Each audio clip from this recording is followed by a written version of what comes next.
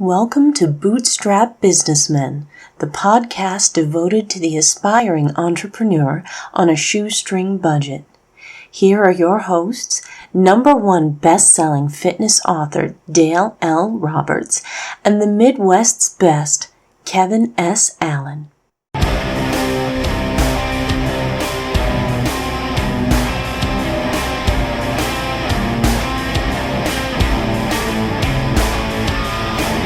And you have tuned in to Live on a Friday, as some people say.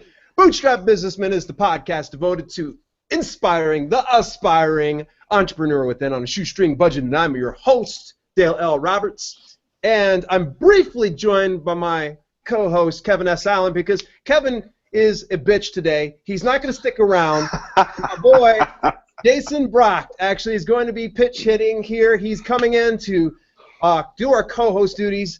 Jason, what's happening? What's up, man? I feel like this whole morning we've been talking, dude. So it's kind of cool to jump on a more laid back and relaxed platform. We just got off doing a webinar, man. So this is gonna be fun. Yeah, exactly. I mean, dude, is it me or hang on a second. I'm gonna put these headphones on because I'm hearing an echo on my end. Okay. All right, there we go. Is it me, or sometimes you do those webinars? And Kevin, I think you can even speak for this whenever we do our podcasts. When you're done, you feel almost mentally and physically drained. Yeah. I think it's just talking to you, man. That's what's happening. I feel like that when I get off a phone call with you, man. It's like, oh God, no, I'm just kidding, man. Yeah, he does. He's probably just like, yeah. There's probably some times where you sent me to your voicemail, and you're just like, oh, fuck that guy.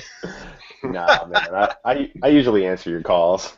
Actually, yeah. I very rarely have ever. Some reason my camera just turned on my phone. I know it's the feds. It's the feds, man. They're watching now, dude. Yeah, exactly. It was our full conversation from earlier. Snowden, man. He's got you tapped in, dude. So be careful. Yeah. So, dude, so yeah. Before we go knuckle deep into this conversation here, I do want to tell viewers, yes, I normally do Wednesdays. So if you're tuning in live right now, then chances are you're going to be fortunate enough to see this early because we're actually not going to release this until come Wednesday. And of course, once Kevin is back in town, he will, of course, put it up to the podcast, yada, yada. But Kevin's only here very briefly because you're prepping for a big fun time with your daughter who's turning, what, 21 today? 21 tonight, man. 12:18 p.m. She turns 21. And then tomorrow morning we are flying out to Siesta Key. I wanted to take her to Vegas, but she decided on Siesta Key because she wants to do some parasailing, dolphin watch, snorkeling and all that stuff. So, yeah, man, just pretty excited. It's going to be the first time she's ever had a drink of alcohol. Wow. That's just nuts, dude. Yeah, she's waited until she was 21, until she was legal. So, pretty excited. Jason, question for you, dude. When did you have your first alcoholic beverage? Well, I'm drinking a beer right now in this, but boy. You know what, man? I actually probably got a pretty late start too. I think I was 20 years old, man. I was in Fort Jackson, South Carolina, and I went to a gentleman's club, and I graduated. I graduated AIT, Advanced Individual Training for the Army, and I went in to the gentleman's club, and my drill sergeant actually accompanied us to that. So it was a pretty cool experience, man. So I got a couple adult beverages that night. No kidding. Nice. Okay, now, Kevin and I came from the small town of Attica, Ohio, so it was almost like a rite of passage. Now, Kevin, you were there for my first drink. Do you remember that? Yeah. 15 years old, and I ended up getting a few in my system, Jason, and I actually attacked one of our friends with a knife. Sounds like a normal Friday night in the Dale L. Roberts household. Yeah, exactly, except without drinks now. I've got it down to an art. Yeah, hey, but what about you, Kevin? When did you have your first drink, man? This is going to sound kind of crazy and stuff, but I was 12 years old, man. Crap. Yeah, I was with my brother and my dad, and we had to go pick something up that was on Christmas Eve, and they stopped and got a 6-pack of Little Kings, and yeah, just maybe like a half of one, you know what I mean? And I was just like, I was drunk, you know what I mean, on Christmas Eve, hanging out with my mom and stuff. But yeah, good times. 12 years old, brother. No kidding, Got us beat. We look like pussies compared to you, man. Yeah, I know. I did. Dale was 15 attacking people with a knife, man. So Yeah. I was just working on a sexual harassment charge. That's all I was trying to do. Yes, there you go. That's where you need to go. You know, I tell you, I needed a little bit of alcohol to kind of lubricate the system and actually bring out the inner animal in me. So that's really why I got, and now I just, attack people without any kind of, beverages whatsoever. No. I think it was, yeah, it still uses the lube. I do. What was it, Old Milwaukee? Oh, Lord. Oh, Milwaukee's Beast. Yeah. Oh, dude, like seriously, I literally started just shitting my pants just thinking about that. Like literally like squirting diarrhea shits, like full on. At least you got the black backdrop, man, so it blends in. Yeah, we're good. I mean, well, the carpet's fucked. I just want to say that right now. I'm not getting my security deposit back, sprayed shit all over it, and I'm not cleaning it up, and I know Kelly won't. You almost look like you're in outer space right now, man, with the earphones on and the fucking black background. Yes, the nice thing is it's no longer looking as you call it. This is great. He called it the terrorist backdrop because it looks like, I'm going to like if I have the ski mask pulled over, we're going to show you Americans. That's why you got to have this on, man. Let them know, dude. Yes, America. I'm just going to tattoo it on my forehead like that chick that got Drake done on her forehead. Oh, Lord. Oh. Hey, wow, she's loving that. Speaking about hats, hey Jason, can I get an opinion from you? Oh, yes, sir. Fuck. What do you got? Oh, nice. Let me see, man. Dale, you got a. Fuck. I like it, dude. Looking like what's that golfer, man? What's his Greg. name? A little bit of Greg Norman, the Chichi Rodriguez, man. You gonna wear that down in Florida or what? Hell yes. I like it, dude. I keep the. Yeah, I got a couple Hawaiian shirts, man. I'm going all tours when we go. Total Tommy Bahama. Oh. Straight Colombian drug dealer mode down there, man. Just kind of get the gold chains on, and I like it. A little bit of chest hair. Gotta have some chest hair, like billowing out. Oh, sweet Lord. Oh, man. I knew I should have got the two of you together, man, because, like, now I'm just getting ganged up on fucking Tommy Bahama hats and shirts. I like it, man. See? Jason, be careful now. He's probably going to ask you for an address, and he's going to fucking send you some hats, and you're going to have to fucking wear them now. I'm all about hats, man. Protect the dome, dude, so you got to keep it, Oh, yeah, no kidding. I don't want to get fried. Yes, this is crazy, man. Boy, I tell you what, it's funny. We get together, and it gets, between Kevin and I, we've just added an interesting dynamic of putting Jason into the mix. Now, this is a fucking collection of dicky boys here. I'm telling you, people are going to be listening to this podcast. We're going to be talking about some different things. Dude, Jason, I think it's pretty important. I'm sure you probably, get sick of saying your story, but for the listeners and the no viewers that are on right now,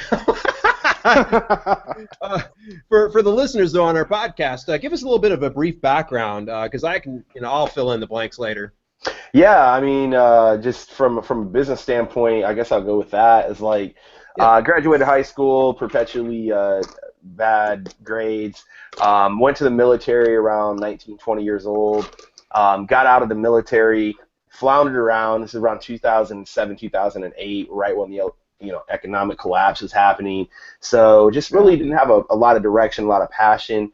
Kind of got plugged into just kind of by happenstance the internet world of dropshipping, which just kind of by luck, kind of by a little bit of chance, started my first e-commerce store, I believe in 2008.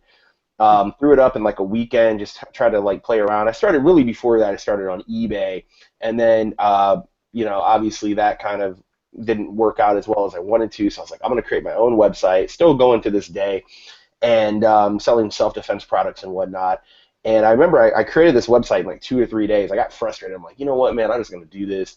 Very rude, crude, rudimentary website. Totally forgot about it. And then one day I was checking my email, and all of a sudden I got an order from, I still have this email. I have to show it to you. It's a limo driver. He's like, man, I need some of these products to protect myself while I'm driving. I'm like, cool. So I sold one thing. I'm always a big believer, if you can do something once, you can replicate it. You know, if you can sell one thing or one product or do whatever, you guys can get, you know, thousands and millions of sales. So that's kind of what I started out as, drop shipping, creating e-commerce websites. So I created a couple spin-off websites. Those did pretty good. I mean, it didn't make me a millionaire.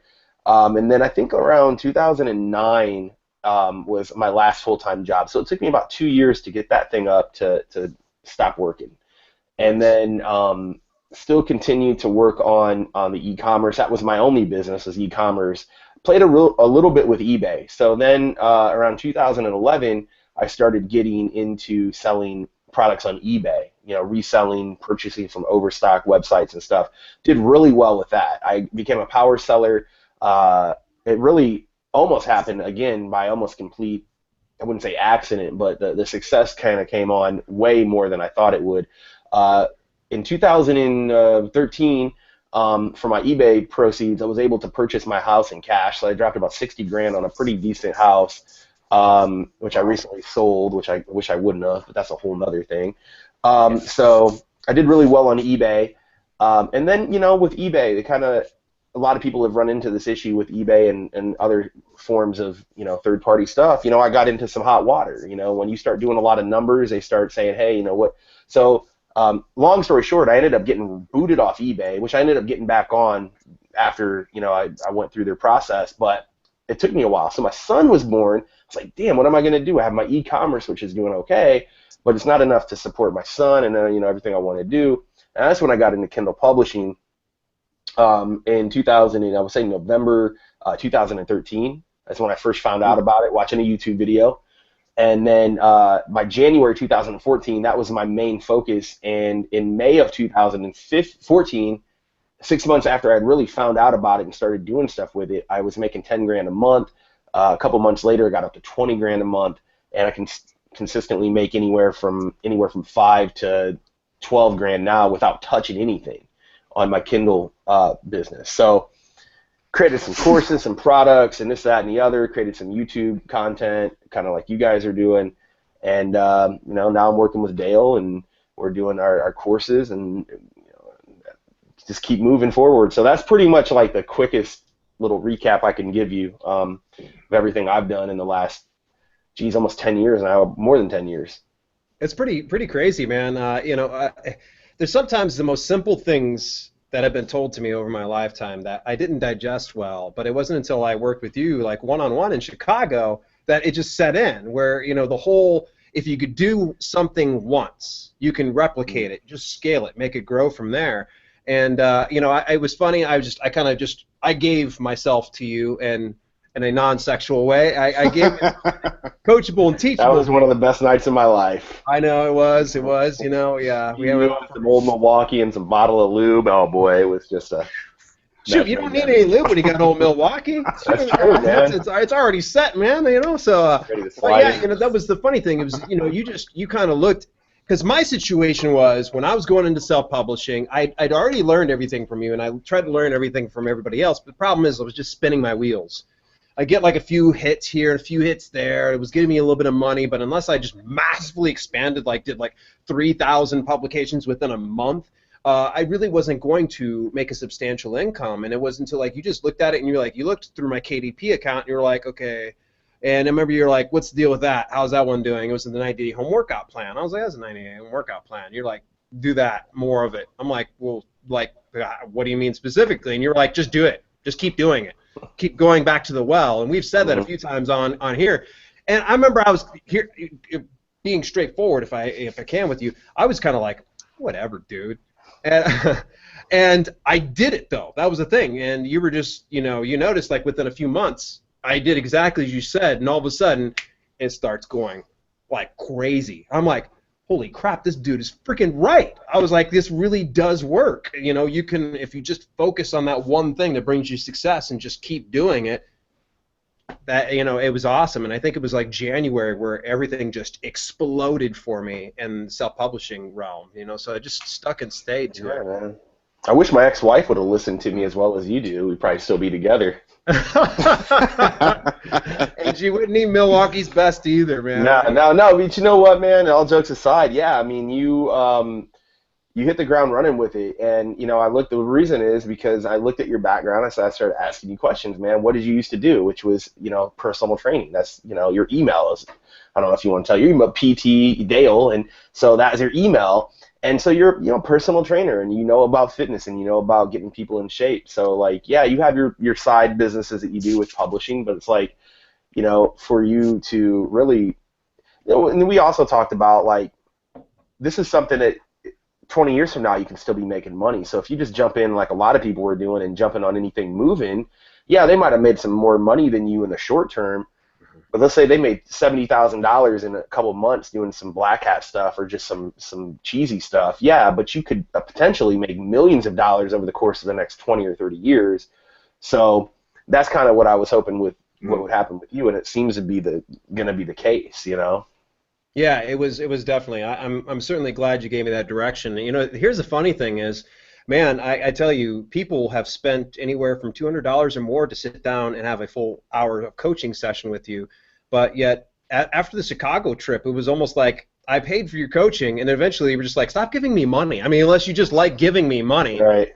Why the shift? I mean, because I know that you still charge a premium in order to sit down with you. I know you could probably say, we kind of dick around we have the same humor and such. Right. But I mean, was it my action that I mean, hopefully you don't mind me asking. Man, I haven't really thought about it. At a certain point, like I feel like you were catching on to a point where it's like there wasn't much more else I could teach you. You know what I mean? Like seriously, like, and also you have a different background. And like I was doing everything from an outsourced kind of standpoint.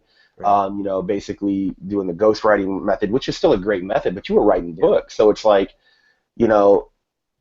at a certain point, it's just beating the dead horse. So I was like, dude, like there's no sense to keep paying me money when you already have, outdone me or just, whatever with your business. So it's like, I should be maybe paying you. I don't know, man. Maybe I could switch it up a little bit.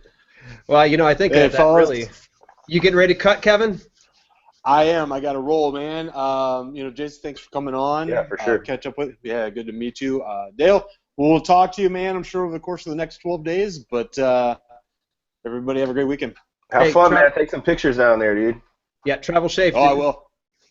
For anybody that's listening, stick around on the show. Kevin's just leaving, so Jason and I are going to continue the conversation. So anyway, what were we talking about? See, that's the problem. Rabbit trail. We fucking go off on a path, man. No, man, just kind of the coaching aspect of it, and just kind of your and I relationship. I've done this with a lot of people with coaching, man. It's just like at a certain point, with self-publishing, like it can be very intricate. It can be very confusing. Yeah. But at a certain point, like, it doesn't take 10 sessions to get someone up to speed. It should take 4 sessions to get somebody really, on the right track, especially if you're doing hour, 90-minute calls and you're recording the calls, you're going back over the calls and stuff like that. And a lot of the stuff I did was on YouTube. And then, of course, you have my old course. So, I mean, it was just like one of them deals, man. But yeah, so heck, it's fun, man. We definitely, here we are, man, running our own publishing course here about a year later. So you never know what can happen, man. Self-publishing university. We can transition to that, but I thought it would just kind of be fun to kind of hang out on that, or what we were talking about just a second, because I think it will segue perfectly into talking about your upcoming trip. So what we did when we went out to Chicago is, we, of course, prior to me going completely, like, I burned the boats. I essentially left my job with only the hope of actually succeeding in this business, and helping Kelly with their Amazon FBA, because I was actually bringing, that brought like a killer Q4 for us. Yeah. But we ended up just doing travel points, because when I was working with the company Bethesda, I was able to rack up the Southwest points. Now they never did the Southwest points over at Bethesda. They never took it for themselves. So I was like, well, screw it, I'll put it on my account. Mm-hmm. So I threw the Southwest points over there, and we were able to accumulate those things. And so that was what helped us out, I think, ultimately getting out of Chicago. And then we ended up getting an Airbnb place that was like right next to a train track. I remember that, man. Sometimes you got to spend a little bit more money on the thing. We talk about Airbnb, man. I wouldn't say I'm an expert at it, but I've got some pretty good insight on travel and stuff like that. So How often have you used that? Have you done that like 3, 4, 5, Man, 6 times? I gotta tell you, dude. So probably about 5 or 6 times. So I did the one in Chicago, which you were at that one. That was a sweet little Dude. spot, dude. It was yeah, because we went from, no offense to the people that we were at, they were very accommodating. They gave a lot of good stuff. I think the shitty thing was it was in a really bad neighborhood. I was afraid I was going to get stabbed when I left. And the other thing is just that train was it was literally, yeah, it would go by. So it was like every 20 minutes, and it would slow down at night, like every 40 minutes instead. So yeah, I got like 3 hours of sleep. Every time I'd fall asleep, and I can't stuff things into my fucking ear, but yours was a sweet ass neighborhood, nice house. Like, I felt bad breaking wind around you as it was, because I just met you for the first time. Remember that? I was like super gassy, and I was like, you were like, dude, you got to go to the bathroom. I'm like, because I was afraid to squeak out farts around you.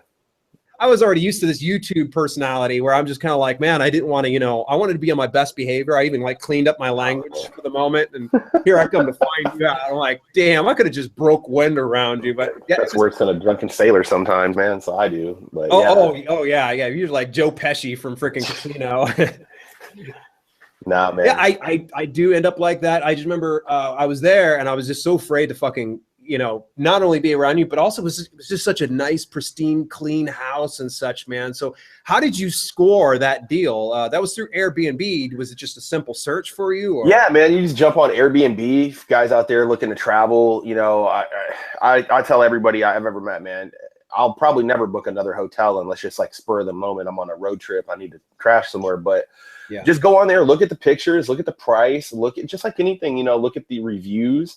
I think I picked mine up for $99 a night, which was a hell of a deal.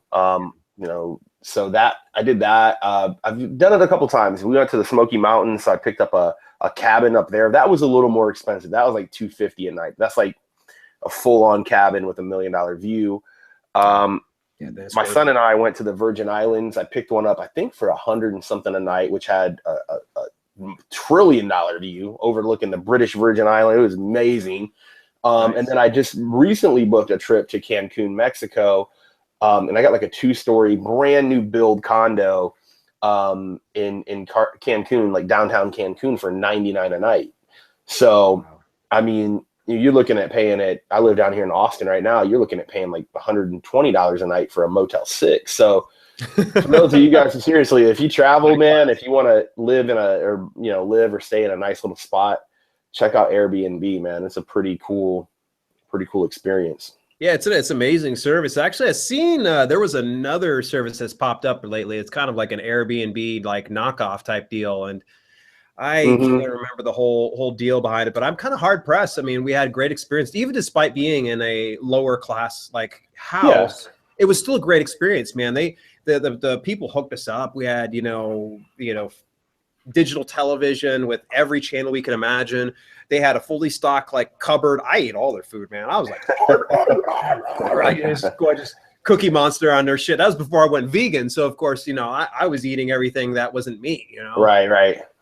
So, but yeah, that was an awesome trip. So, dude, like, all right, so I'll share with you. I didn't get to tell you actually. Kelly and I are going to be going out to Vegas. Cool, yeah. Week after next. She actually took some of our, because this is actually, it's kind of your fault, because it's like, I'm going to Cancun, bro, got it with some miles, and I'm like, okay. So Kelly hears it, and of course, we're going to be moving out to the Midwest here pretty soon, and now it better happen now, or it's never going to happen. So at any rate, we have some extra points, and so she was actually able to book round trip for both of us. Ready for this, dude? Brace yourself. $22. Wow. Because of your points, you took your points to it, and then you nailed it out. Wow. That flight's not too far from you. Live in is it Tucson? No. Tucson's dirty. I'm in Phoenix. Yeah. Okay. Yeah. I don't know why it's at Tucson. Yeah. So an hour flight maybe.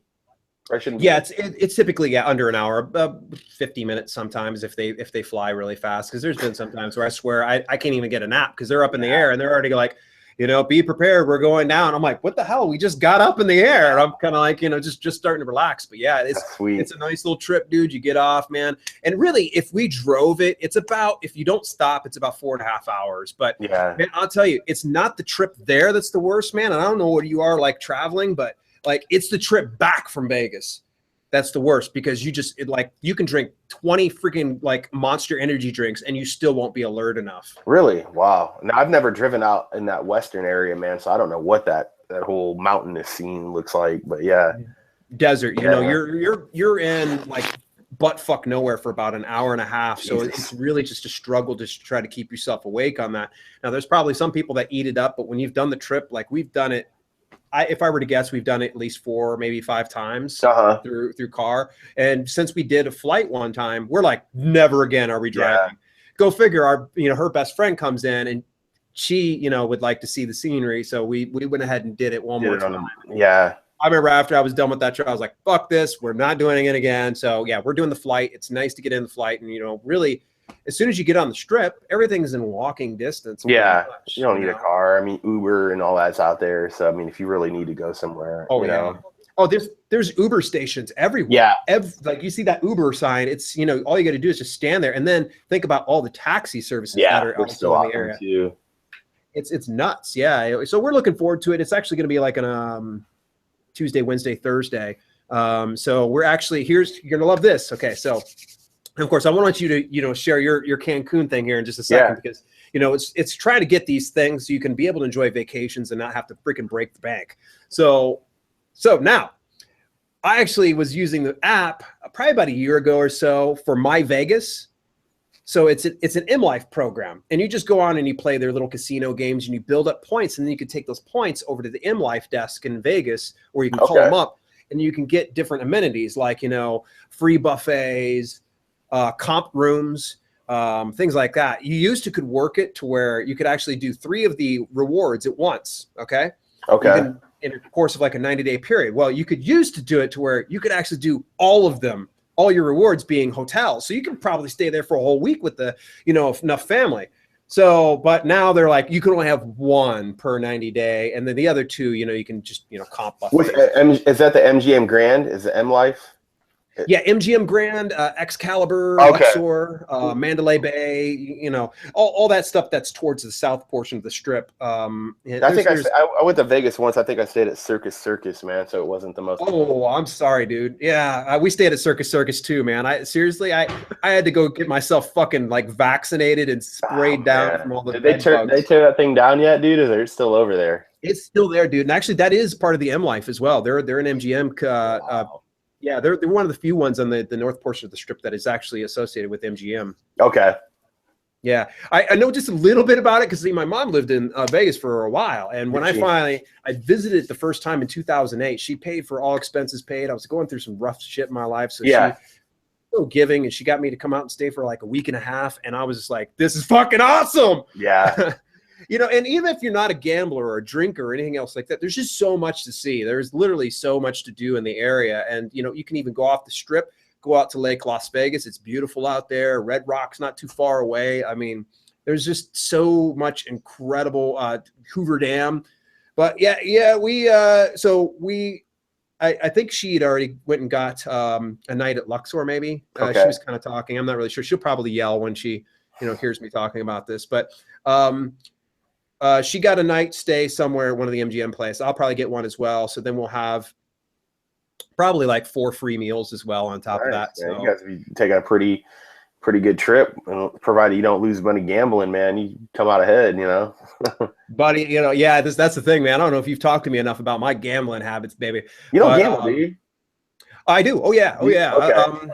I love blackjack. I roulette. You just got to catch me in the mood because, like, I just, a long time ago, a client of mine told me about going out to Vegas, and he's just like, "Look, man," he's like, "slots and roulettes are for suckers." And I remember he came back and he told me, he's like, "God, I lost my ass on the roulette." I was like, "I thought you said slot and roulettes are for suckers." He's like, "Yeah." He's like, "I didn't say I wasn't a sucker." Yeah, you get caught up in the whole scene, man. Yeah, you do. Craps is probably one of my absolute favorites. My brother kept, really pressing me, like hard selling. He's like, "Dude, you gotta try craps. You gotta try craps, man." And I was just like, whatever. Well, dude, it was a few years ago, maybe, and we're at New York, and I'm getting pissed because, see, Kelly likes to play the video blackjacks, those video. Oh, yeah, I know what you're talking about. Yep. Dude, she fucking kills at it. She'll, she'll pump in $10 and then like walk away and have like 50 or 60 within an hour. Nice. Me, I'll pump in $10 and I just, within 2 minutes, I'm like, fuck, you fucker, fuck you. And I just be like, it just, you get that conspiracy theory kind of going on in your mind that it's like everything's fucking, rigged. It is, or whatever. in a way it is, but yeah, I know what you're saying. Yeah. So, well, I had $6. I had enough. I had $6 there, and I don't like reach. I kind of set like a limit. I go $20, got to cover today. Yeah. I've done that literally. I've stretched $20 in Vegas on a single day because you kept winning and you kept right. You kind of get it to where it evens out. You know when to get out when you're ahead. And see, that's something my mother taught me a long time ago. When you're ahead, you walk away, no matter what. That's true. Well, the odds that if you play long enough, the odds will catch up to you. That's the way the gambling work. I mean, at least in the main games. I know poker, if you're a good poker player, you can clean up, but that's about but that's a whole nother. You gotta be. Are you good at poker? No. I'm not good at any of that. Blackjack was probably, if I went to Vegas, blackjack would probably be the only thing I would play, just because the odds are. I think it's like 51-49. I mean, it's slighted in the house's favor just a little. Yeah, you can still, if you get in there and hit a couple big hands, you can walk away and make some cash. But anything else, man, I don't know, dude. I'd be hard pressed to play anything else. Oh man, I got to sit you down. You'll probably get all hooked on craps. So this will be a story that kind of helps you out a little bit. I didn't go to a table, and actually probably didn't do that until the last year that I went to actual craps table, because sometimes the limits are a little bit, they make my butthole pucker. Yeah, they make some. Yeah, they pretty high limits to join some of those. Yeah. Yeah, if you find a $5 table, you're just take about $50, sit on down. You could probably you can hang out there for. If you got 100 and sit out at a craps table, you're good to go. Yeah. There's one that's there's a couple of casinos that are a little further out from Vegas, and you'll find a $1 minimum for craps. You find that, dude, you take 100, you're gonna be there fucking 24 hours. That's some fun. Yeah. Yeah, no kidding, man. But so I take $6. I don't even fucking know how craps is played. I seen one of those video game machines where it's got the giant bubble and it has like 6 or 8 seats around it, and it's got a video on it. It's kind of like a Japanese animation, like a anime type thing. Yeah. And in the middle, inside the bubble, is 2 very large things of dice, and a person presses the button and it flips the dice. Okay. So I just sit on down. I plug my $6 of my credit into this thing, and I don't know what the fuck I'm doing. I'm just like, okay, I'm just gonna bet on 8. Right. I'm gonna bet on 6, and I'm like, oh wow, hey, I won. And there's people that are around me, and they're losing fucking money hand and fist, and I'm just like, oh, I won again. And an hour passes, and Kelly comes over from her blackjack. She's like, hey, she's like, how are you doing? I looked down at my thing. I was like, I bet $300. Dang. I just kept betting, and I just didn't know what the fuck I was doing. Yeah. And I just was like, oh, okay, it's not really, I know they say that you should never think this, but I always think, I'm betting with the house's money. At some point, yeah. I just kind of was like, so that's why I started making like these ridiculous bets. I was like, okay, I'll just put $25 on this. I'll put $50 on this. And like, literally, I'm like, my heart's racing, and she's sitting there with me. She's like, oh my God, what the fuck are you doing? I was like, I don't know. And the funny thing is, it got down to about $200, and I was like, cash out. Took $6, turned it to $200 in 3 hours. That's sweet, man. I literally, it was a rush. I was just like, adrenaline's freaking pumping. My heart's pumping. I'm like, we got to come back to this. So seriously, I've gone back to that same machine every single time we visit Vegas. I call it my ATM. I will plug it in there. Some people are like, well, why don't you go to the tables? I'm telling you, I've gone some tables, and I just lose my ass on it. Yeah. But I do the same strategy over at this particular machine. I'm up every single time. There was one time this guy had his headphones on. He's dancing. He's jiving. He's getting ready to hit. Kelly's like sitting there watching this guy. He's just getting down. He's like seriously dancing, like spinning around dancing. And he would slap his buzzer to where it would like spin the dice. And it was another instance, just put 20 in, and I ended up with like a couple hundred by the time I left. And I was just like, I watched that guy. He was just on a fire, just kept hitting one after the other. I was just like, dude, I fucking love you. It's kindred soul right there, man. Dude, hell yeah, man. So I could sit there and talk about Vegas until the cows come home, but I want to talk about your Cancun trip, man, because dude, you started talking about this, I think it was over either on your YouTube channel or it could have been on Facebook Live. I'm not really sure. Just my Facebook. I think I just posted about it on my Facebook group, just kind of keeping a daily update on doing like a little 90-day. I run a group that's just kind of a mastermind group on Facebook that anybody can join. You just go to hustleproject.org/mastermind. It's a free group. You could join up. There's about 1,700 people in there. And, you know, I did this 90-day challenge, and I was just like, one of the things that I'm studying right now is, I mentioned this to you earlier today, is a program called Get Productive by Eben Pagan. And one of the things, or I'm sorry, it's called, it's Get Productive or Wake Up Productive. And one of the things he talks about is doing little trips, even if it's not a trip, but I mean, if you just get outside of like your daily routine, like just going on a walk or a hike, you gain new perspectives. Like scientifically, your brain like will fire like new neurons, and you'll create new, you know, pathways, and creativity increases. So if you take a trip, you know, taking a week trip to do something, sometimes you come away with different insights. And so I'm actually moving from Austin back up to Indiana, so I'll be back in the Midwest too. And so what I said was, okay, I can sit here and try to remotely get a home from down here in Austin back up in Fort Wayne, or why don't I just get back, take a little trip, figure it out from there. And, you know, and so that's what I went ahead and did, and just booked a trip. You know, it's heck, the flight's only like $400, so it wasn't much money at all. And that's for two, correct? It was just for one. Okay. Yeah. Well, that's still a good distance away, though. I mean, that's amazing. In fact, I didn't even use my mileage points on this one because it was so inexpensive. I mean, so I got enough mileage points, they said, where I can just get a full trip anywhere I want in the world, basically, for free. I mean, for free, quote unquote, air quotes. But so I'm gonna wait. Maybe, you know, in a couple months, I might take a longer trip that would cost maybe $1,200 or something, as opposed to like the Cancun trip, which is only gonna cost $400. So like to fly over to Thailand, it's like $1,200. So if I wanted to go that far, Australia or something like that would even be more. So I could probably take that miles and put it towards something like that. So I might do that down the road sometime. You going out to Cancun for like a whole week or? Just a week, yeah, man. Just to relax, chill, kind of clear my head. Just, you know, I don't know, man. Just kind of just have some fun, man. I mean, that's the thing about life, dude. Like if you don't do stuff, it'll pass you by. If you think about doing it and I'm gonna get around to it, it never comes. So I used to kind of be like that, where I'd be like, oh, I'll go there someday, or I'll do that someday. Now it's just like, man, if I have the opportunity and it makes sense, I just pull the trigger, ask questions later. And I mean, traveling has been one of the most beneficial things for me. I'm not like a global globetrotter like some of these guys are never home, but just doing these trips, man, have broadened my perspective, have made me feel, it makes you feel better. If you're doing business like you or I, you can gain different perspectives, look at things from a different view. And so that's kind of why I do it. It's so tough, man, you know, because, you know, the problem is all I really know is working. And, you know, even when I was doing a 9-to-5 job, I'd be outside of work, I'd be thinking about things. So the same thing goes for like my weekends. You know, I've taken my weekends off. And I tell you, I just shut everything off. I've backed up a little bit. I'll typically go like on Facebook and like a Facebook Live type thing. And I just try to get off, but I love writing. I'm very passionate about writing. It's kind of hard to get me away from talking about reading books or, you know, writing books and things like that. So yeah, like tomorrow, going to be completely off. On Sunday, I'll be doing, you know, something related to business, writing some scripts for the self-publishing with Dale Roberts. But yeah, it's tough, dude. Like, you know, to go, well, let's go ahead and take a trip. So thankfully I've got you know, my wife, she kind of reels that stuff in where she's like, okay, we got to have a day off. That's it.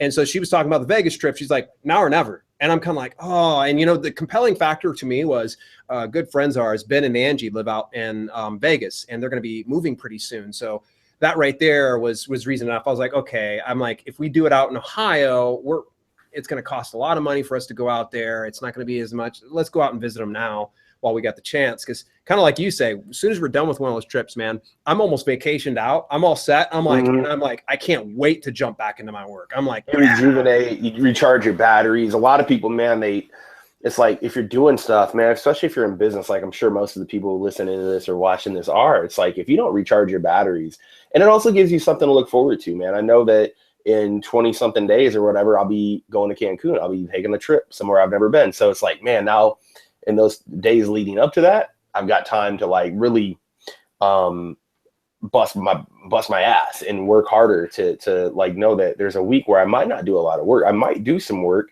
Nowadays where everybody's fortunate to live in this society where Wi-Fi is readily available. You have a laptop that are affordable.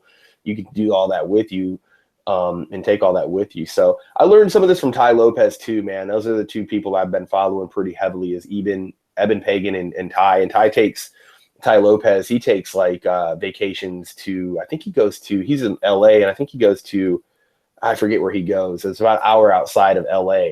And he just goes there for a weekend and just shuts himself in a hotel. I think he takes his team up there, but they just, get away from if you get away from like your normal day-to-day routine, sometimes you can look at things and be like, man, I'm doing this. I need to do this differently, so.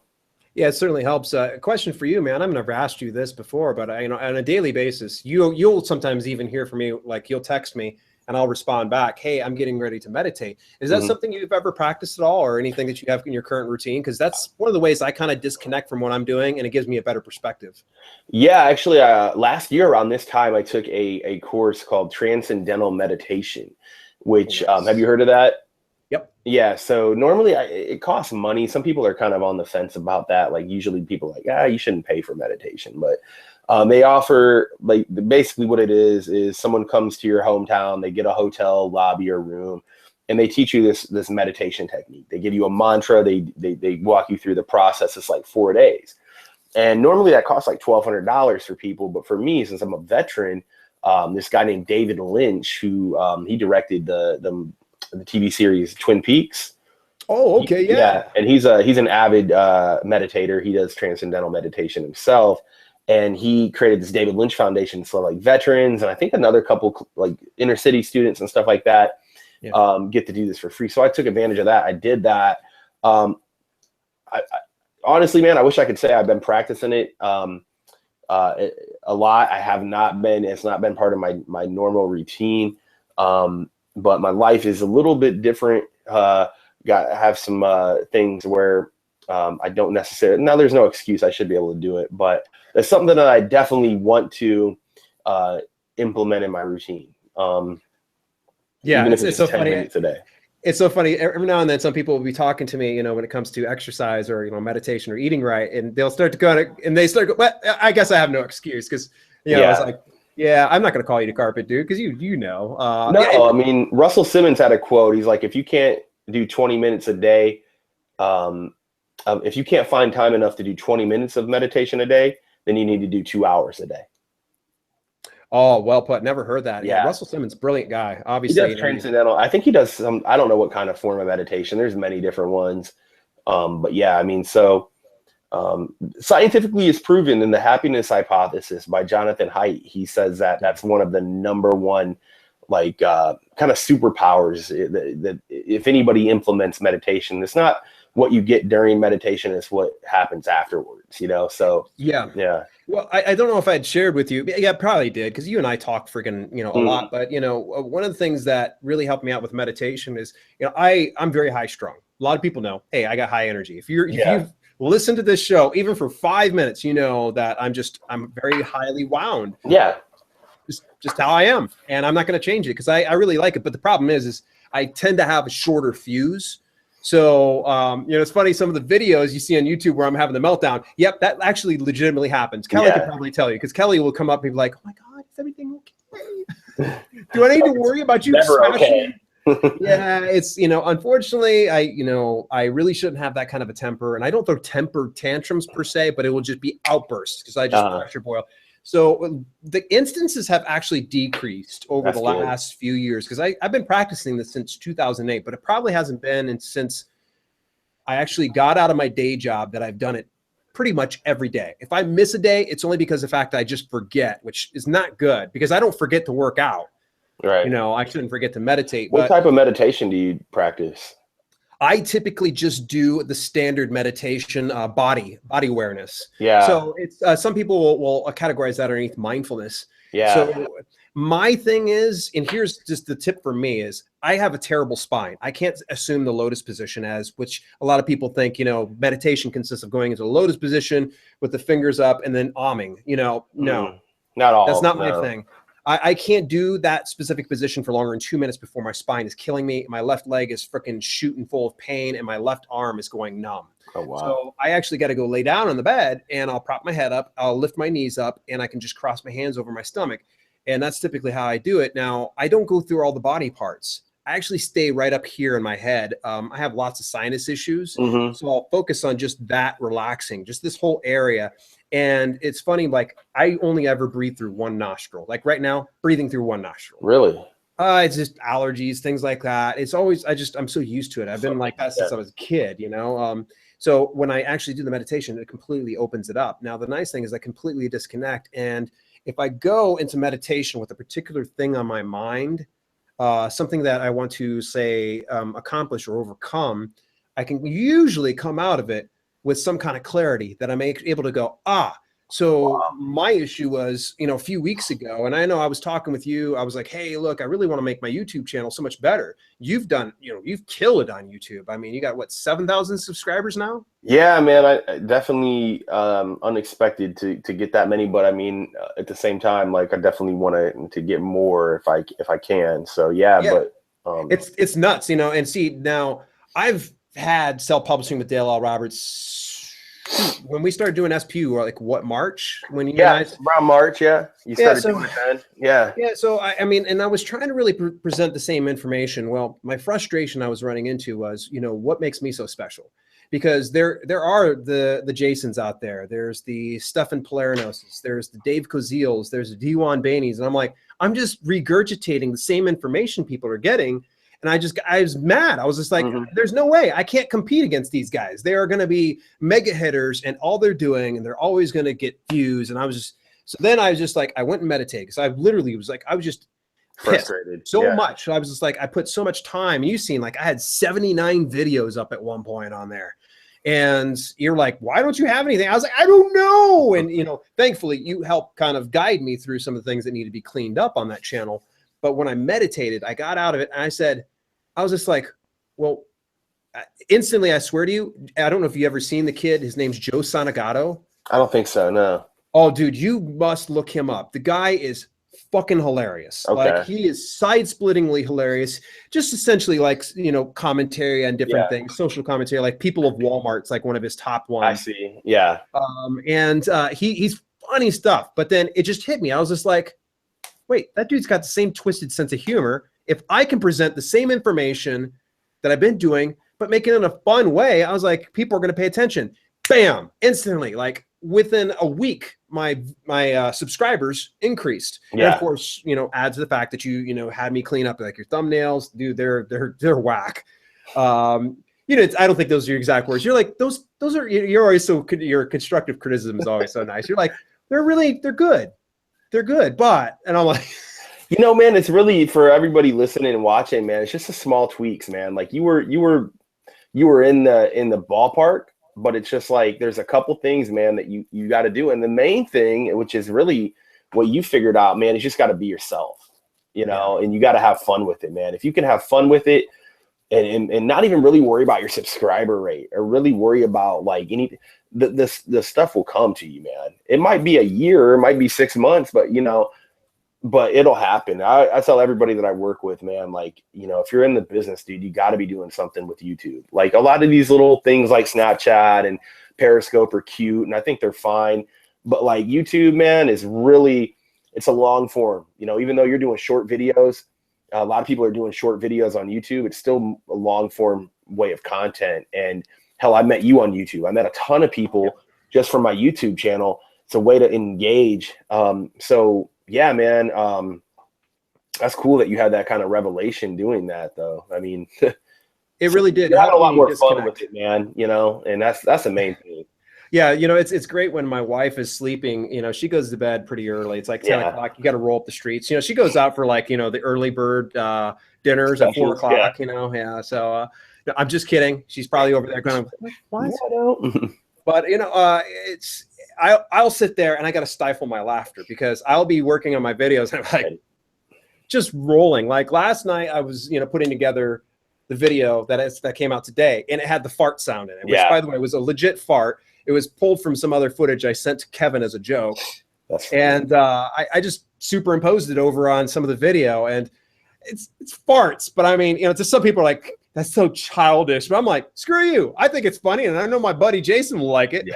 No, I was good in the editing. You edited it correct. I mean, you good, dude. Like, I think really delving back into your YouTube thing, man, I think you were just getting too far in the weeds. You with the publishing stuff, it was just really some dense stuff in there. But luckily, we used some of that content, for our course, and I think it just helped the course out. And then now it's just more you're giving good information, but you're doing it in your way, man, and that's the main thing too. And even if you did, a lot of times people will be like, oh, why should I do this if someone else is doing it? Because you know what? There's millions of gaming channels, millions of fitness channels on YouTube, but people resonate with certain people. Yeah. So you're going to connect with a different person than I would connect with. And so even though we're having the same message, they might like hearing it from you better than they like hearing it from me. So that's kind of that's why I tell people, man, don't worry about. And really, my main message with business and life is, man, don't worry about what anybody else is doing. You can't worry about that, man. You got to worry about what you're doing, and don't compete with anybody else. Compete with yourself. And that's kind of been my thing, because I was like that too. It's like, oh man, this guy's doing this. Fuck, I need to be doing that. But it's like, you know what? I'm not Frank Kern. I'm not Ty Lopez. As much as I would like to have their success, I got to get to that level. I can't fucking make a video, in a Hollywood mansion being like, oh, check this out. I have to say, hey man, here's what I've got. Here's what I've learned. And, hopefully you guys can get some insights from this. Yeah, it's amazing for some of the people that probably joined you early on to see some of the progress you've made. And I know you've done substantial things in the time that I've followed you. It's crazy. So that probably really builds such a grassroots following, because people got to see you at a certain level, and now you've come up to this point, and it's just amazing probably to see what's going to happen the next couple of years. You want to know something funny? Actually, how we found you was my wife actually found you. She's is a serial YouTuber. She'll find she'll be watching. I'm like, who is this? She's like, she just looks him up. Yeah. She found you. I think it was like Steve Rakin and Cody Hawk were kind of buddy at the time. Sure. And she was following them because they were doing a lot of the online arbitrage type stuff, and they were talking about doing a self-publishing course. And I was like, oh, that aligns perfectly with me. All right, well, let me know when it comes out, and let's go ahead. We'll put our money together and we'll get the course. Sure. And they kept putting it off. And so she just happened to find you, and she started playing. And I heard in the background, I'm sitting there working on some stuff, and I hear you talking. I was just like, who's this dude? And I was just like, come on over. I was like, who's this? And she's like, oh, this is Jason Bracht. And I was like, ooh. And so I found myself kind of fixated, because it was the way you were speaking. You were probably wearing one of your tank tops and a ball cap at the time. So that felt like almost like I could relate to you. Yeah. See, I can't relate usually to, other people. There might be some people all completely buttoned up, and there's like, my self-publishing business is exploding. I'm like, no, you were like every day, every guy. And it was like, she said you had a course. And I was just like, find out if it's cool if you and I shared it. And you were like, yeah, no problem. Yeah. So we ended up getting your. I remember actually the interaction, and I don't know if you guys remember this. It was probably, I was doing a live show every Sunday night about self-publishing. And I think Kelly had messaged a friend of mine, Valerie Perikin, who's an awesome woman. I don't know if you know Valerie or not. And she was like, is this guy legit or not? And Valerie vouched for me. And I think that's when like you guys bought the course and did kind of I did like a complimentary coaching with us. Like, whoever gets this, I'll do an hour call. So yeah, it was a great call. Yeah, I mean, that was one of those ones that really, it was so funny, because you just reaching out to us meant so much to me. And it's something actually I've duplicated even in my fitness business. So typically when people get into my fitness motivation community, I give them a complimentary 1 hour call. That is literally a concept and a model that spoke to me so well that I was like, man, I got to implement that, because it would mean the world to me that you took the time for me. And I was like, I can only imagine what that would be for somebody else that I can pay that forward. And I love these coaching calls. It's my favorite thing. You get a lot, you learn a lot, man, and everything like that, man. But Yeah, dude. Well, I would love to. I could continue talking for hours, man. But Yeah, dude. Actually, we are getting down to the hours. You read my mind. You're getting ready to close out the show for I us. got to go get my son here, man, in the next few minutes, man. So before they keep him at daycare. Let's wrap this puppy up, man. We've covered so much today, dude. Before we do disconnect, I do want some way that people can be able to get a hold of you. Give me some relevant contact information, and of course, plug away. Yeah, man. I mean, the best way to really find me right now would be to go over to YouTube. I think my URL is Jason Bracht 777. So if you just go to YouTube and type in Jason and then the last name is spelled Bracht, I'm sure you guys can probably link that in there. That'll be my YouTube channel. I post a lot of content there. You can find us over at Self Publishing University. Dale, you could probably post a link over there. That's where we have our publishing course, which, you know, like I said, man, a lot of things we get to do is because of that, you know, these residual passive income streams that we've created. So, yeah, man, those are the main two things. I have my website, jasonbrock.com, that I post all my stuff on there as well, too, that anybody can check out. So those are the main things. Awesome, man, dude. I really appreciate you coming in and pinch hitting. I was pretty surprised that Kevin actually was able to pop in for the first few minutes. He wanted to at least meet you, so that was I think his priority. But thanks, man. I really appreciate it, folks. If you did tune in, I saw a couple of live viewers popping in and out. Really do appreciate the support. And you can always pop over to show.bootstrapbusinessmen.com for all of our back history and all the stuff that we've done and all our bloviating about this, that, and the other. In the meantime, thank you very much for tuning in. I'm Dale L. Roberts on behalf of Bootstrap Businessmen. Thanks, Jason, for coming on, and thanks, everybody, for tuning in.